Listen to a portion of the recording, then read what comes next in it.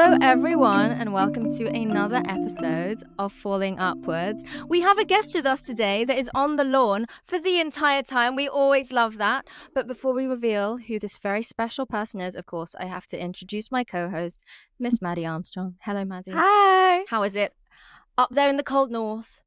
I mean, I wouldn't know because I've been in the house all day. It's like currently 5 p.m. I have been in a coma for like 18 hours because I came back from London last night and I just got tired. I'm just tired out, you know? I don't know about you, MA, and guess we will reveal. I just realized we hadn't done the intro yet. But I just get so tired after traveling. Even if I'm sitting in a train seat, that's exhausting somehow. Let me very quickly then introduce our very wonderful guest on the lawn today is an extremely talented singer-songwriter. Her newest music video, Dial Tone, has just dropped. So, you know, if you want to pause it right now to go and check it out, do that. Just do that right now. It's the fabulous Linying. Hello. I was just about to say, I don't want to lose this train of thought. I too am very tired and often without reason. I don't need to travel from London in order to be tired. I was just thinking I love sleep. It's just one of the best joys. It's the greatest life. It's so great. It is so great. You are my kind of person then. Oh. I've been talking about this on the podcast, how it's like kind of a skill to just be able to sleep whenever you want. Like some people wake up from a nap and they're like, right, I'm ready to go. I wake up and I can go again, you know? I feel like you're like that, Linying. I agree. I mean, sleep is important. So important. But like what I'm trying to say is it's enjoyable. It's like it's something you say. It's not something I do just like because I have to. I've met people who are like, I wish I could do so much more if I didn't need to sleep. Like I would live so much more life if I didn't have to spend 8 hours every day sleeping. And I was like, are you crazy? That's the one time I did so much. In your ideal day then, would it be mostly sleep time, bedtime? Yeah, I mean like a good 9 hours I think is and the 1 hour before of the wind down and the 1 hour after of like lazing around. Like that's a good day for me. Perfect. I love that. Sleep fans unite for this. Yeah, indeed. Clearly. Well, Linying, where in the world are you right now? I am currently in Los Angeles. It is very sunny. It is beautiful, but you know, you also know there are crazy things about the US, so give and take. How long have you been in LA? I moved here. We're coming up to 2 years now, so it was a big change for me. I spent most of my life in Singapore. Where I was born and raised, and you know, all my formative years and experiences, and then I just uprooted 2 years ago and moved here, and it's been a little crazy, but I'm in the right place and I can feel it. Yeah. Well, shall we kick things off as we usually do with our lovely anecdote from Maddie for Mad News? Woo! What you got, Maddie? I don't know if you're a Shrek fan, Linying, but I'm a cool one. Just like fan is a strong word, but current internet discourse is all about Shrek 5, and I don't know if you've seen everyone. Go look. Take your time. Shrek 5? There is. I'm so glad I get to tell you this news. Shrek 5 is happening after 15 years. Not how I thought this podcast interview was gonna go, but that's really funny. I bring all the important news. Exactly, please. And I don't know. Right. Well, if you've got like the images on your screen, right, you'll see, and this is what everyone's been talking about, the graphic design of Shrek has slightly changed, and everyone has been going mad. Everyone's been going mad about it. Because I think Shrek, like his nose is slightly differently shaped. His eyes are closer together. Everyone's like, he looks old, he looks tired. And at first when I saw it, I was like, I'm not so sure. But bear in mind, it's been 15 years since Shrek Forever After. And now I kind of feel sorry for new Shrek because it's like, he didn't do anything wrong. Let the man age. Like... Yeah, exactly. And natural aging. Yeah. We want to support this. Good point. I was going to be up in arms too when I saw the comparison. I'm looking at a side-by-side on people.com. But yeah, that is true. Like, people evolve. You got to let them be who they are. So you're... And didn't he have loads of babies? He had a lot of babies to look after. So this is another thing. This is another thing that you'll find insane. So when you look at the picture of Shrek's daughter, right? notice how the grown-up daughter, notice how she has brown eyes. Right. Now, Shrek's daughter from Shrek 3 had blue eyes, Felicia, but Fergus and Farkle, Shrek's other children, who were his sons, had brown eyes. So people are speculating that the daughter in the teaser is trans, Fergus or Farkle. It's crazy news. Wow, that is crazy news. But it's to be found out. I'm very excited for this. Not to say that you've peaked too early, but I do think this might be the best mad news you've ever dropped. I feel so honored right now. In all the episodes, this may be the best one you've ever done. Well, I'm glad I could deliver it to you. And I'm so glad I get to be the one to tell you, Linying. I know. I'm more invested than I thought I was going to be. This is also very interesting for myself.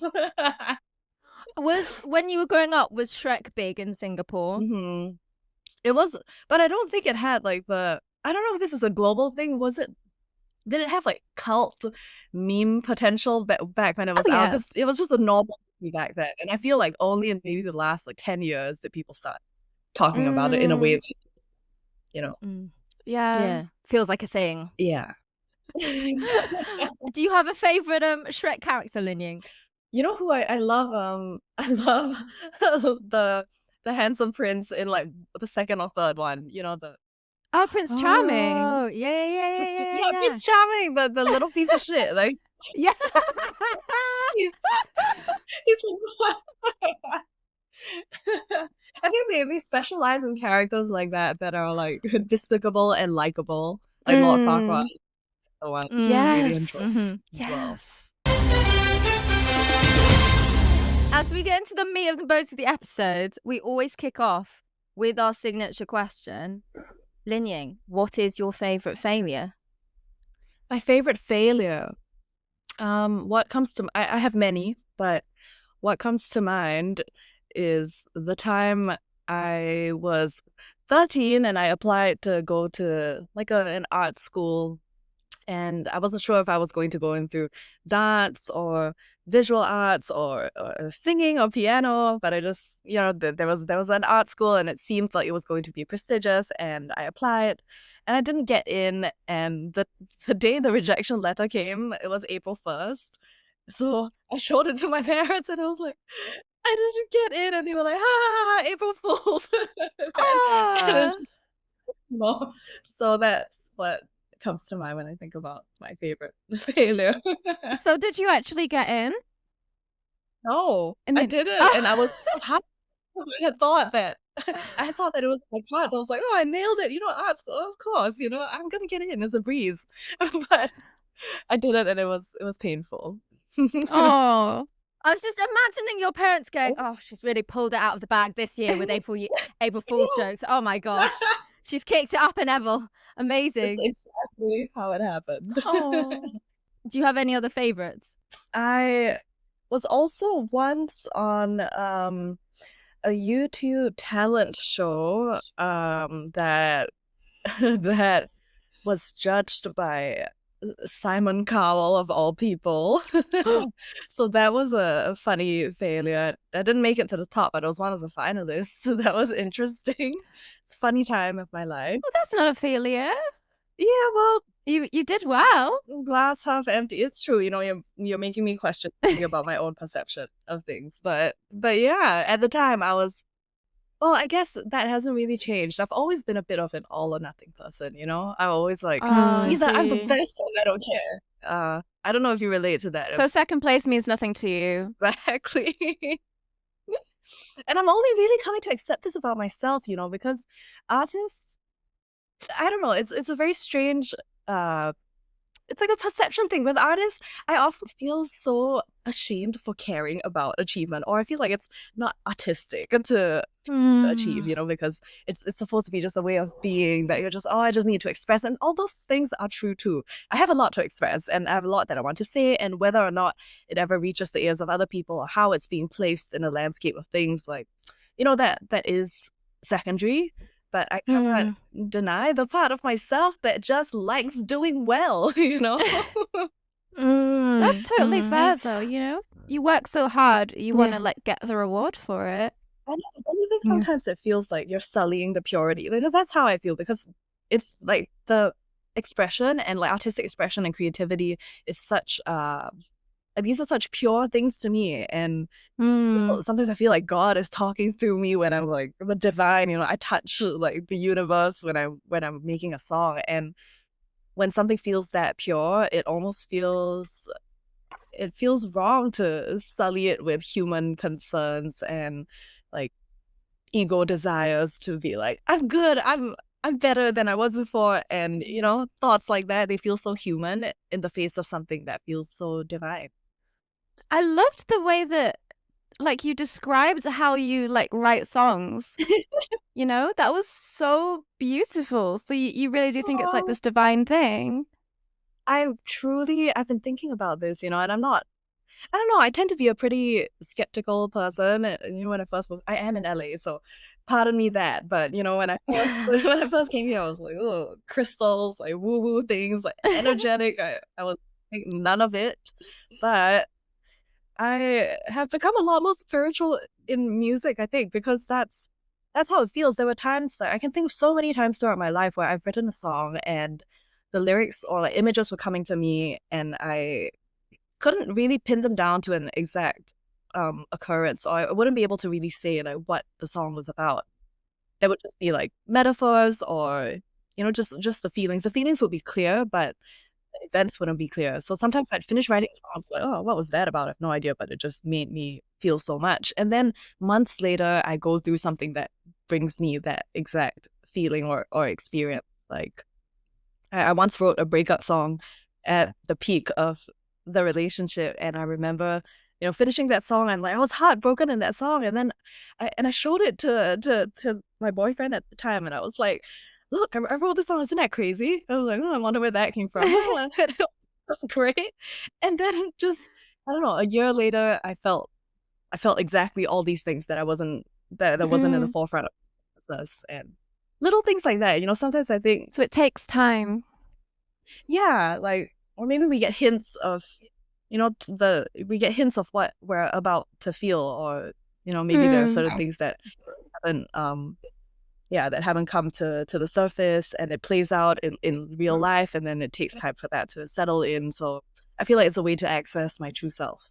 Yeah, I kind of agree with you. I think humans are much more sensitive than we think we are, and sometimes we can get like tiny little messages or hints of things from other people that just hasn't really like come to fruition. Yeah, I don't know if that's the right term for this, but I love that. So you're really diving deep into like your own brain with writing songs.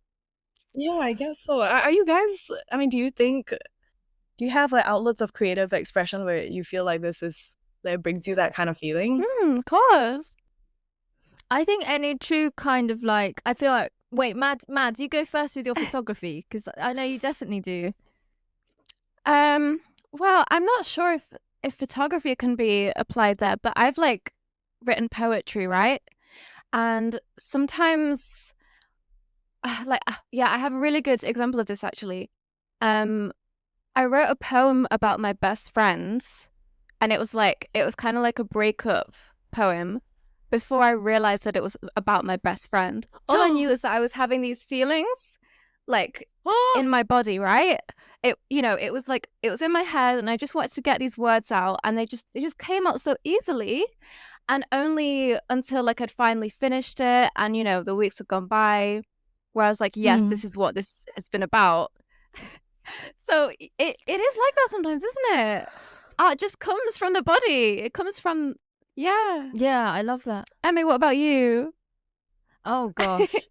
I feel like okay, so Maddie knows I don't get angry. No. Like it takes a lot for me to get angry. But like sometimes in my there are some books that I've written where when I read it back now, I'm like, gosh, I really was angry at the time. Like I was like, sometimes when you're like, no, I'm not angry, I'm fine. Like I've controlled it, I'm fine. Or I'm not that angry, maybe I was overreacting. And then you're creating something, and then you look at the afterwards and you're like, wow, I should have called a therapist. I did not, but maybe I should have done. Maybe that would have been better. But then in some ways that's like, that's like what you were saying about it just being, it's coming out of you. You're not sitting there overthinking about like what beats you're hitting to have to make this thing work. It's just naturally from who you are. Exactly. I so relate to that. It also takes me a lot to get truly angry. And it can take me such a long time to come to terms with the depth of my emotions. If you just ask me point blank, I can really inquire too. Like, I'll take you seriously and be like, am I actually feeling, sad or hurt or, insecure or all these things? And I'll be like, no, I don't think so. I really, really don't think so. And then it'll just manifest in a few months and I'll be like, wow, that was me. I was I was not okay at that time. Very humbling.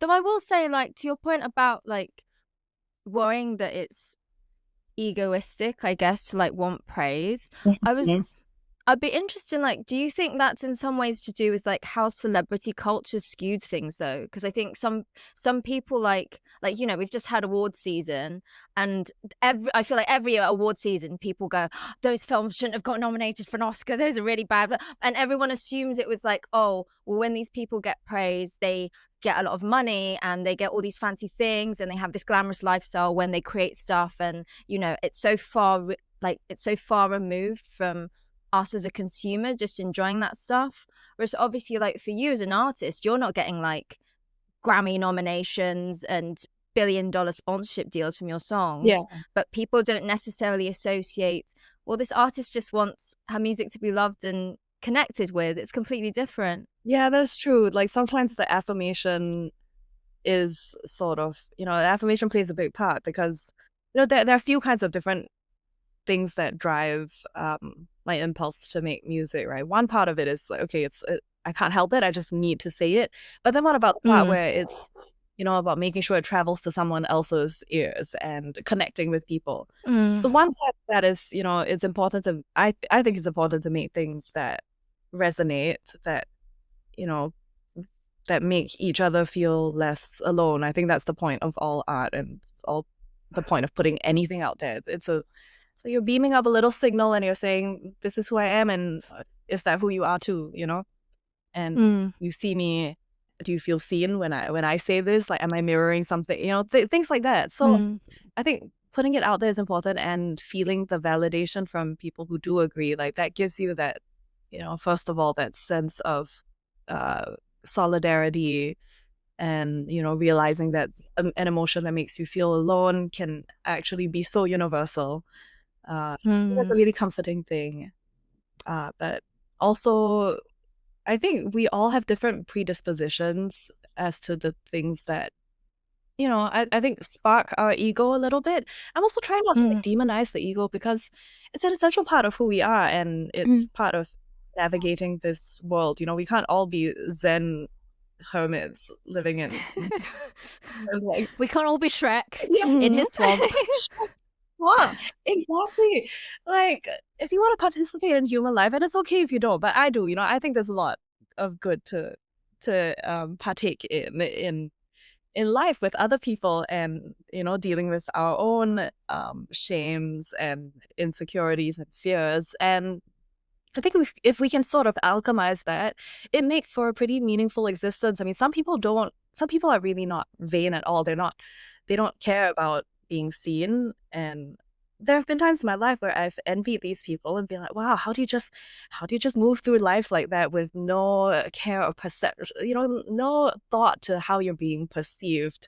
And I envy that kind of freedom and that lack of self-consciousness. But I also think, we all have little like natural distortions. Some people are more predisposed to envy, and then some people are more predisposed to like wanting to win out over somebody else at the expense of somebody else. Competitive elements. There are all these things that we kind of maybe we suppress because it's not good, and there's some truth and sense in that to some extent. You don't want to let that overrun you, but I'm also sort of here to make a case for the fact that we should sort of learn to work and dance with our flaws. And one of my flaws is that I care a lot about how I'm seen. Like, I always think about how I'm being perceived and where I fit into the landscape of things, like in small ways and in big ways when I'm in a group. I love feeling unique, and I don't like feeling like everybody else. So I always think of ways like, how do I differentiate myself when I'm here? If everyone else is like this, how do I give myself that, like, a different sort of a slant, an angle? And, there have been times where that's made me feel so disgusted and shallow. But also, I think it makes me sensitive, and it makes me aware to when other people are being excluded, and I do my part there by making sure that nobody feels humiliated in my presence. I do good things like that too. So, and it's just a matter of like I said, dancing with your shadows. That's beautiful, man. That's so. I feel like that's not to make it about your newest music video, but I feel like that does come across in Dial Tone, the idea that you are trying to include other narratives that aren't necessarily your own. You have this commentary on how young men get treated and how they see themselves, and that's not your own narrative, but it is, speaking to male friends, they find it just as important having women recognize those issues as opposed to feeling alone that they have to deal with it. So I feel like that comes across in your work beautifully. Oh, it does. It's been such a point of, I don't know, fear and like sadness for me that sometimes I feel my music is so inward looking. I think many people who write music about their inner state can relate to that, where it often feels indulgent or selfish. Like, I'm only talking about my experience, and I wish I could make like more important things, more things that move and change things. But I also think we all have a part to play, and if someone feels called to be a Red Cross, like, to do things that feel more altruistic and they have the skill sets to do it, you do that, and like we can't all be the ones to change the world at the same time. I think for someone that cares so much about important things, you worry about having too high an ego, and I think you're the exact person that doesn't need to worry. Seriously, like you're worrying about being too inward, yet you've written about something that isn't inward. That's reassuring too. And you mentioned maybe you're not as positive thinking as you could be earlier, and I do think so. Like, as someone looking at you from the outside, you speak as beautifully as you write. You write about things that aren't necessarily about yourself. You care about things, and you write about the things you care about, and that's very balanced. And I think, all humans, we have our egos, we have our moments that aren't perfect, but it is all about finding that balance. You're very balanced. It's very nice that's why you need to talk to people, like to yeah, exactly. tell you things about yourself that you sometimes don't realize as quickly. That's such a great value. Do you remember the first ever song that you wrote? Oh, God. When was it? Were you like a little kid or were you older? I mean, I have this poem that's printed in like, the Microsoft Word art from like 1999. And it was terrible. It's called Pearly, My Beautiful Hamster, and was about Pearly's death. I have the scan of it somewhere. I'll have to dig it up. But there were many, many books. That is so cute. Yeah, that was my first sign of how I used song to process my grief. Oh, she had a white coat, a fur, and was as gentle as a dove. That is so cute. You know what, Linying? I did something similar when I was a kid. We had these two gerbils called Toffee and Coco, and oh my gosh! And when they both died, I wrote this, I used like A4 paper and I folded it up into this book and I drew like pictures of them on the front, and I didn't even know the word like remembrance or anything yet. So I called it the Remembership of Toffee and Coco. And I wrote like a similar thing. I love this, the Remembership. It's a really good name for a fan club. Oh, yeah. Wow. But we need more people writing about their pets, right? I don't need to hear about what cars you have or what handbags. Just tell me about your dogs and your cats and your gerbils. Oh. But in your case, Linying, it was like a spark of what was to come in future. So I think so, yeah. Like, all I've been doing is just being sad and then writing about being sad. Like, that's fair. A lot of singers do that, so you're fine. That's true. When did you like first realize that like this is the path I properly want to go down? Oh my gosh, I always think about how lucky I am that I never had to make that decision. And I never had to consciously say that this is the path I'm going to go down. I mean, when I was like 13 or so, I joined like a school singing competition just for fun, and then I won it, and I was like, oh, maybe I can sing after all. Like, you know, you get that little of, yeah. So I remember thinking that, but it was also sort of, you know, don't be unrealistic, because, you know, I'm from Singapore. We are from a very, very practical, very pragmatic background. So, you know, people are always like, if you choose anything outside of being a doctor or a lawyer, that's already sort of rocking the boat, you know. And thankfully, my parents were very open-minded, but they were also, well, I say open-minded in my context, but then coming to America, I'm like, oh, you know, everything is contextual. Over here, people are like, yes, honey, go chase your dreams, and you can be anything you want to be. That's on another level for me, but in my situation at the time, I felt like my parents were very open-minded, and that meant that they were like, well, get your head in the right place and get a degree. It can be in anything you want. You know, we're not going to force you to, you know, go into finance or whatever, but just get a degree and then you can do whatever the hell you want. That was essentially their position, which I really appreciated at the time. So I majored in history when I was in university, and nice. it was the best time of my life. It was truly the best time of my life. By then, I already had a fear of regret, and I remember asking myself, you know, at the time, everyone was like choosing what to go into. I think it's a crazy thing to ask an 18-year-old to decide what they're going to go into for the rest of their lives, and we're put under all this pressure to know, you know, and how are we supposed to know? So I remember being cognizant of that fact, and I remember saying to myself, well, I have no idea what's going to lead me to the outcome I want, and I don't know what the outcome is, but I do know that if I just choose what I like, then I won't regret that. So I had this deep, crippling fear of regret. So I was like, you know what? I'm really enjoying history, and I'm going to do that. And, you know, even if it amounts to nothing, it can't possibly be a waste of time because I liked it.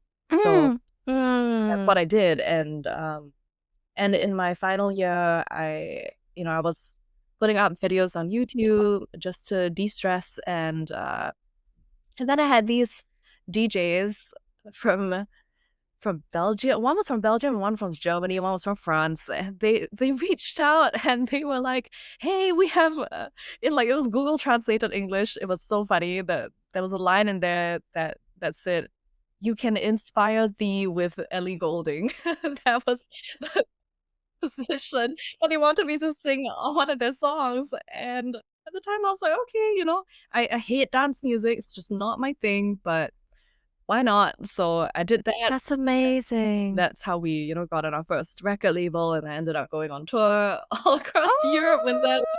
Wow. Yeah, so I'm very thankful that that period of time I didn't have to I just had to go with the flow, and I didn't have to, you know, say I'm gonna do this and I'm gonna quit something and I'm gonna jump into something. Maybe I wouldn't have had the courage to do it. That's amazing. What can we look up this music, perhaps? Yeah, the DJ's name is Lost Frequencies. Okay. Another one called Feelings Yan. Yeah, I mean, if you find it, it's like tropical house. Yeah. Okay. I do love me some house. So. We are going to be looking this up at the end of the episode. I will say though, you know what? I had the same, because I also did history at university. Yeah. And I got to that same point as well, where I was like I remember being in my last year, I was walking past the library and I had a similar moment where I was like, because I'm sure as you did as well during uni, you know, obviously you can like pursue the other things that you want to try doing, but obviously you're still doing your degree, and then, you know, people are doing other things, and I was likewise doing that, and I was like, I could like just do what everyone else is doing and like become a lawyer or something, which is what loads of people who did, you know, if you do humanities, they're like, oh, okay, I'll become a consultant or a lawyer or whatever. Or it's like, or I could just kind of go for it. And at least you've tried. At least I've tried. It all comes down to what you can live with yourself, right? Like what you need. Exactly. I have a friend now. He's like, he works in an office, and his dream is, okay, just go with me here. Okay, so his dream is to train dolphins. Okay. He doesn't do that. He's genuinely like a number cruncher in a bank, like completely far removed. And I asked him once, I was like, what do you like? Is this always what you wanted to do? Because it's like, he's a smart person. Like, and he's like, no, my dream is to train dolphins. I was like, excuse me, that's completely different. And I was always like, why don't you like go for it? And he's like, oh, like, it's so different from that kind of 9-to-5 lifestyle to go and, I mean, I've never trained dolphins. I wouldn't know. I assume it's a slightly different lifestyle.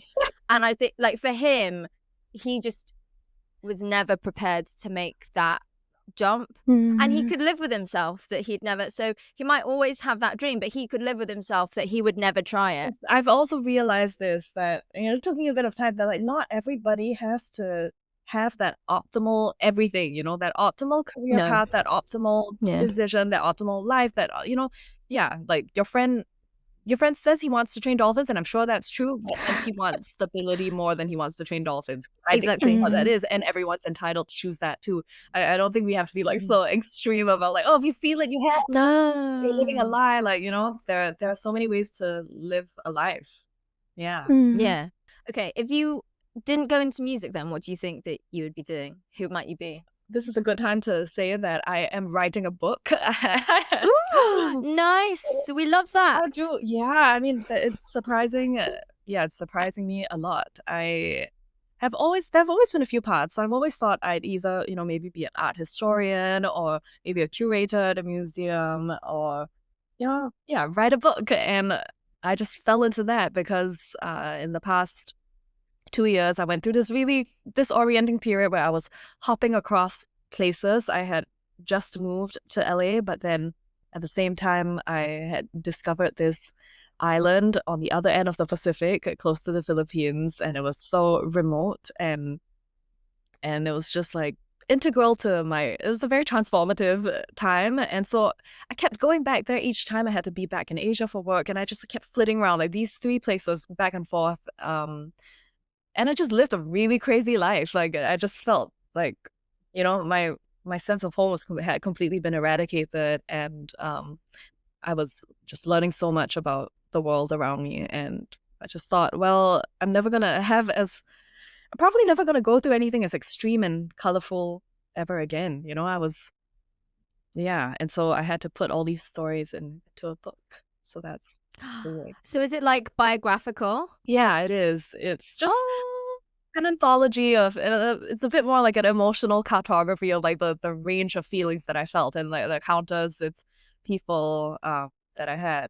It's fun. When the book comes out, you've got to come back on here to promote that as well. We want to know about this book. I know, I'm so excited. So, do you have a title yet? Sorry, Matt. No, we're figuring it out. So I want to ask, because your Blondie music video is set on an island, is it not? Yes, so, it is. Question 1, is that the same island? It is, yes. Yes! Yes, it is that and island. So, question 2, is that sort of like merging with the contents of the book? So much. Yeah. Blondie plays a big part in that book. And I think loosely speaking, Blondie is, I don't know, it's a few things. Blondie is a song that's as simple as, I was floating in a lagoon with a stranger. It can be just that, because that is what the song was. But at the same time, it was like, it's also a song about me trying on lives like they're dresses, like I was like, I could be this, or I could be that, and I had so much freedom because nobody had any context to who I was, or I was so free to decide. I had never felt that free in my life to decide who I wanted to be. I could just make it happen. I could be one way today, and then I could be the next way tomorrow, and no one was there to hold me accountable to say like, hey, I know this isn't you, like what is me, what is me outside of what is now, so it was like this feeling of like complete presence and kind of lawlessness, you know, because I could just be like, oh, it doesn't matter what anyone knows of me before. Like, this is like I'm nobody here, and it felt like the most like thrilling and also like exhilarating kind of freedom. You really get that from like the image of you just resting on this tree trunk above the water. It was so stunning. Yeah, so freeing. It's amazing because, you know, I did so many of those trips that I brought my photographer friend, and I was like, we need to go back to this exact spot, and I need you to shoot that video here because this is where it all went down, and we need to, like, you know, we need to memorialize it, and I need some eyes to prove that that it's like proof of life, we both call it, you know. So yeah. That is stunning. What's your favorite song you've ever worked on then? Which, okay, if you had to recommend Linying to someone who did not know Linying, and we may have some of those people listening right now, what top songs would you recommend first that feel these are the Linying songs you have to experience? Maybe The Key. The Key is one of the songs that I would recommend. It's a bit of a sleeper, but yeah, I don't know. I've moved through a lot of genres in my life, I think. This year it'll have been 10 years since I started releasing music. Wow. It's insane. I can't believe I've been doing it for that long.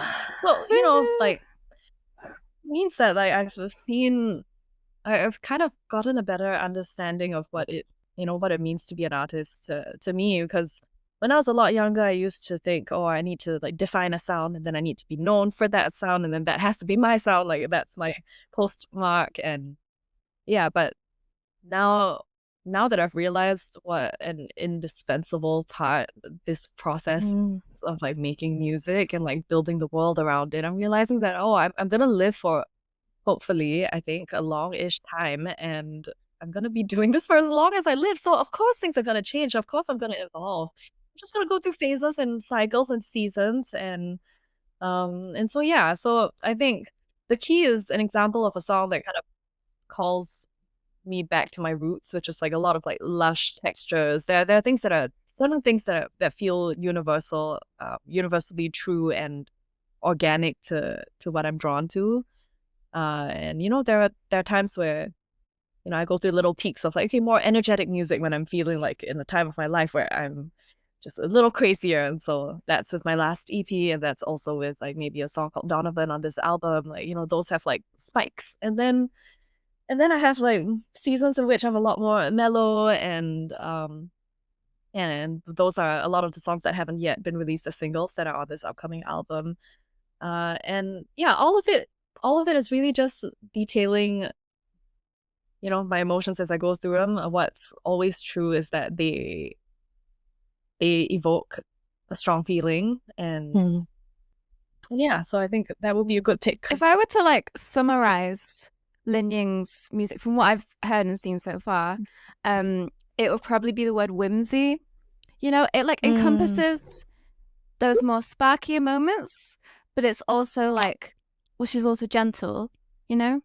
It incorporates a lot of different sounds, but it just flows. It really does just flow.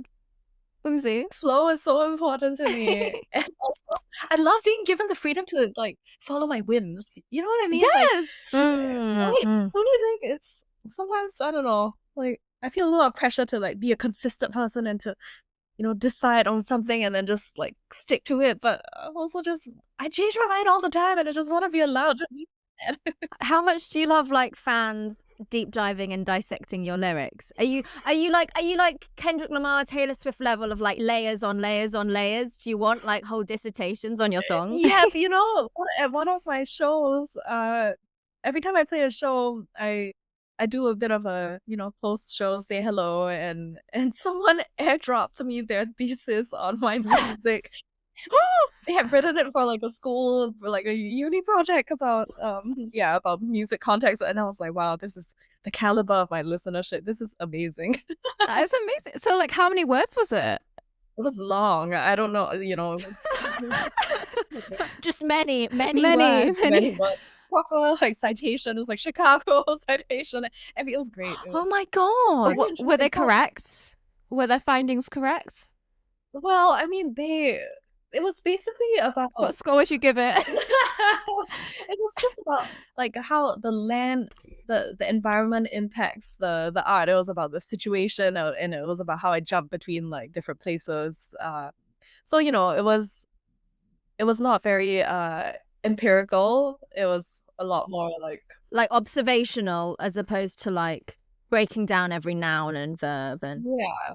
So much data to go off of, which, you know, I wouldn't expect of an essay about my music anyway, but that's intense though. it's really great. Yeah. That's did you like you properly read it all the way through? I did. It was a couple years ago, but you know, it was one of the one of those moments where I was like, oh, these are the people who listen to my music. Really great. So after Swim Swim comes out, you can expect more. I'm looking for thesis to drop. I mean, you know, I think the lovely thing I think about my listenership, they're small but passionate, and they all seem to be creative types. I have a little, you know, group on Telegram and a newsletter, and sometimes they leave comments, and I love going through them because they're just all so thoughtful and respectful and insightful, and most of them are, you know, I don't know, they're all like creatives, writers, dressmakers, and like, so many, yeah, I just love looking at what their lives are like and seeing how similar we are in that regard. I love that. Yes. Like Mads and I think we talk about like parasocial relationships and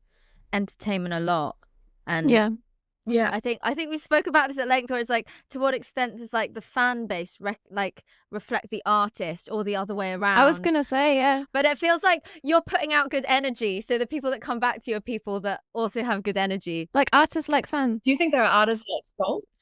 Oh, I don't know whether there are artists. Okay, Mads, feel free to push back against me. I don't know whether there are artists where it's like they're so big that to a certain extent, like the fan base is as big, if not bigger than them.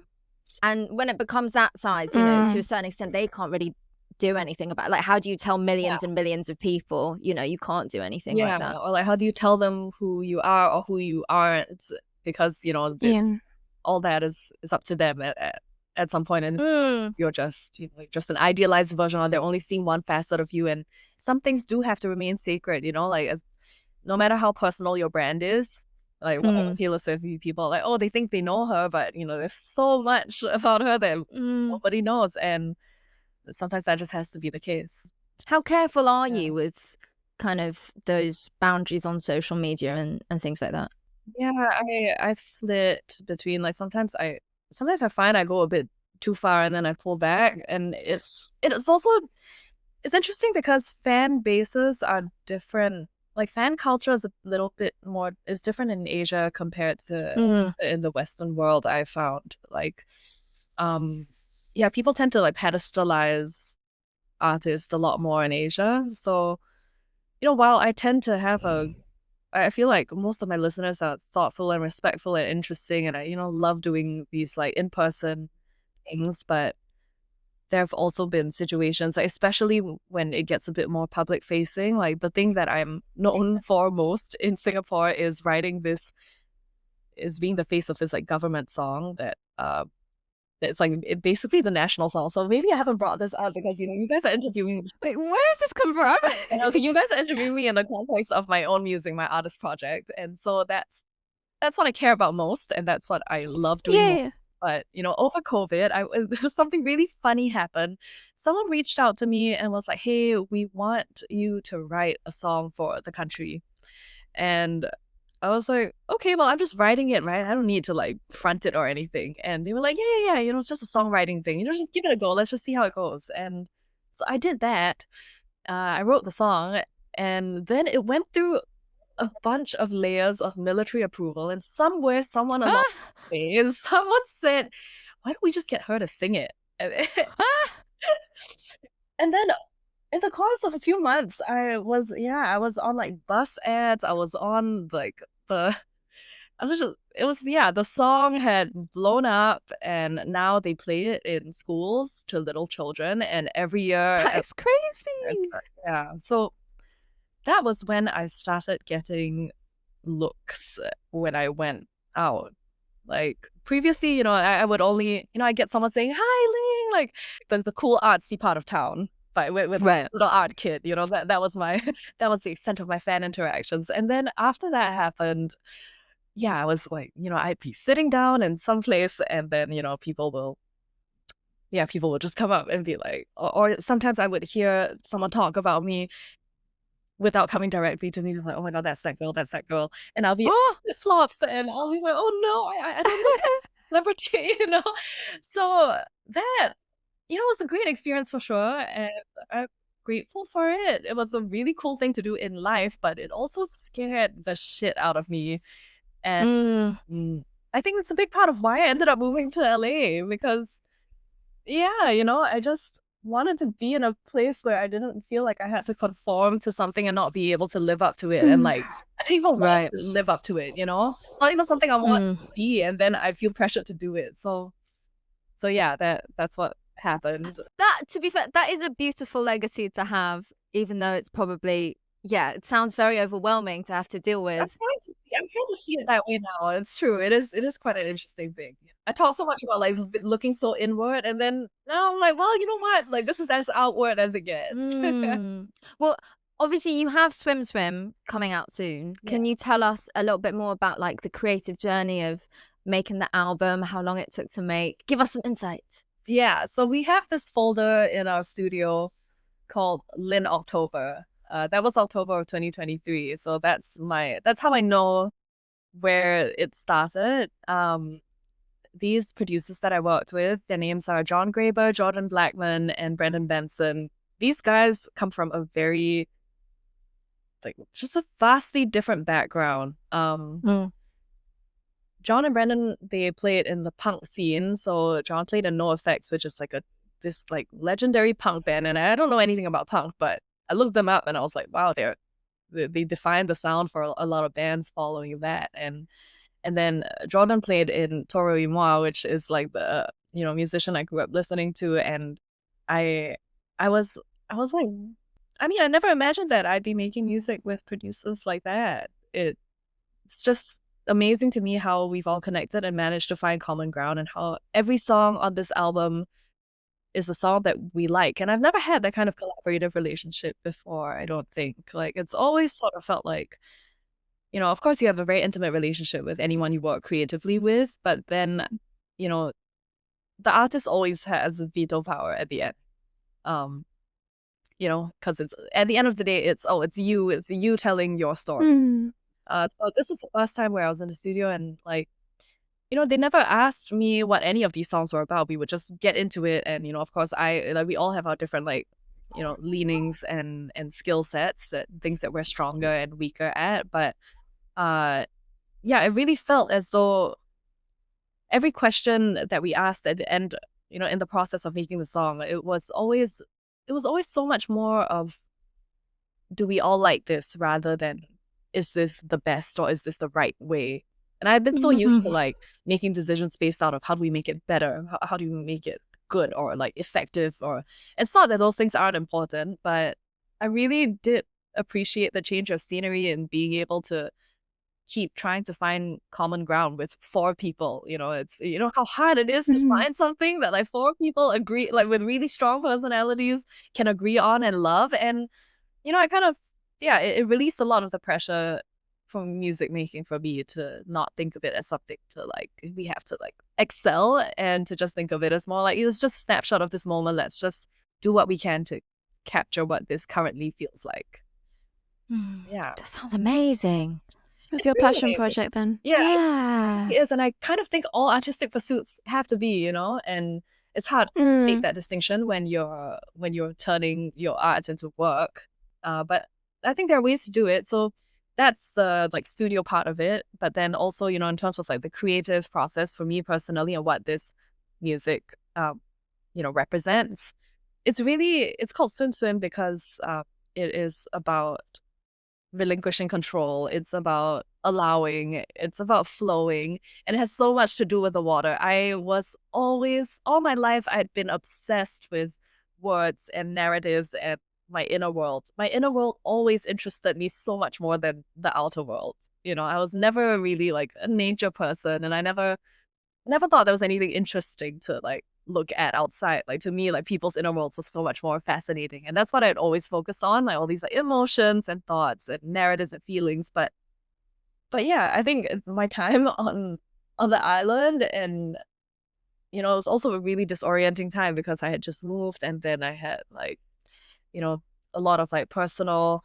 heartbreak, and like family was dissolving, and I felt so rootless and so unhoused. I was like, where do I belong? I don't know if I really see myself as a part of anything anymore. I felt like such a floater, and that was exacerbated by the constant like shifting around, where I was never in one place long enough. So spending time in the water, in nature, like really put physicality to these feelings. And I think the greatest thing about this time for me is that I needed to see how relentless and changeable the landscape was.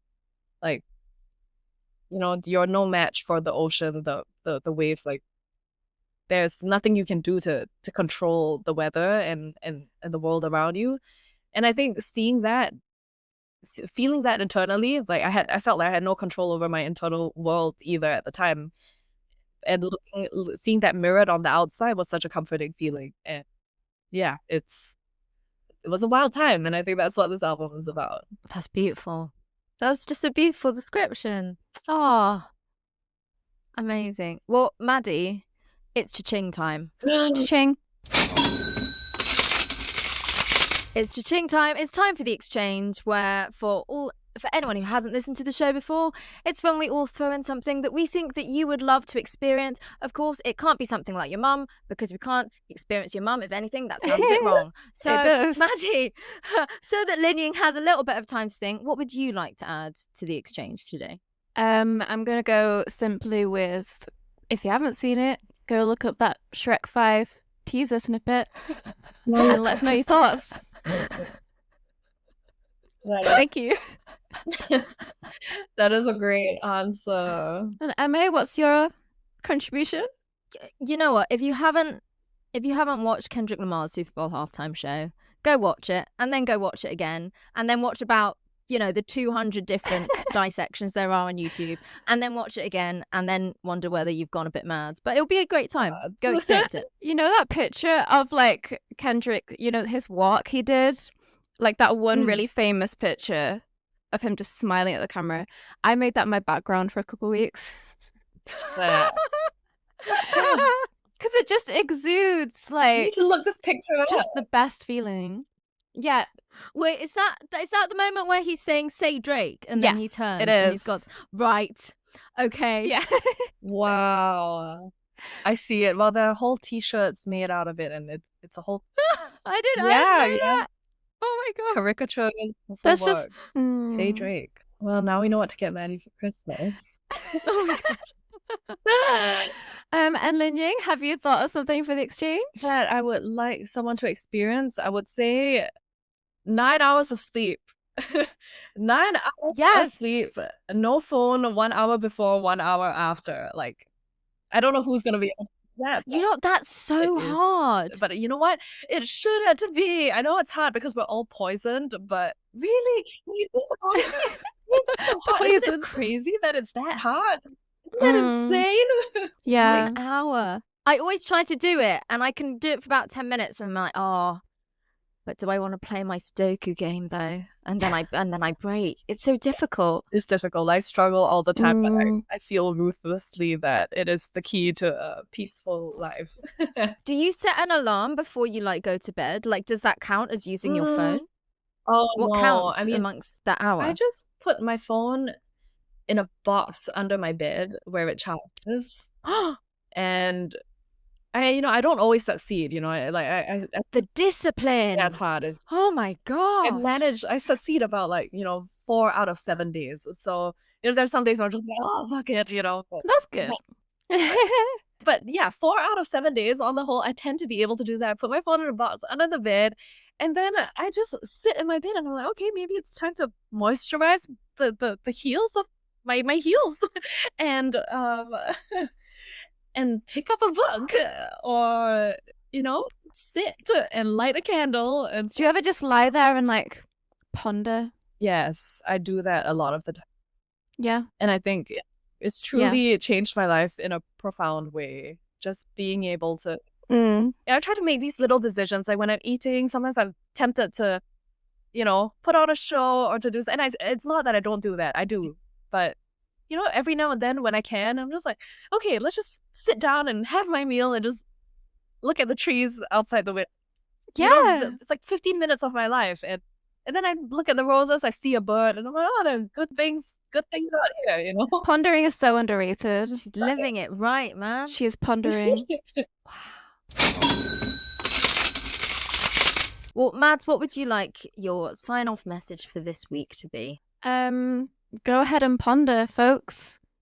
Linying said it, Go get some pondering time in. Mine will be eat peas. I'm enjoying peas a lot lately. No, I don't think I will. We know Maddie hates peas. Maddie hates peas. Why? They're so unoffensive. Why do you not like peas? They don't taste nice. I'm a Sprouts girl, okay? I like Brussels sprouts. You like Sprouts, like you eat peas? That is it. Sprouts. Peas are not good. Pungent compared. Peas are so mild and benign and. Thank you. Exactly. Sprouts are more moist. They're friendly. They have texture. Peas just like screw you. Wow. No, I do. I'm not a peas but fan. I respect that. There's a divide here. There really is. Well, no, because I was just thinking, like, I was having some fish and chips. You get peas, whether it's mushy peas or normal peas, and then if you get fried rice, a lot of the time they toss some peas. It's a very versatile vegetable. Always avoid the peas when I have fried rice. I specifically pick them out so I don't have the peas. Wow. I'm sorry. Wow. I'm not a pea person. That's more for us. Yeah, well, you can have my peas. Take them. Linying, what would you like to leave the audience with? Remember, it can genuinely be whatever you like. What I'd like to leave the audience with is there's fish and chips isn't fish and chips without mushy peas. That's what I'd like to leave the audience with. Remember that.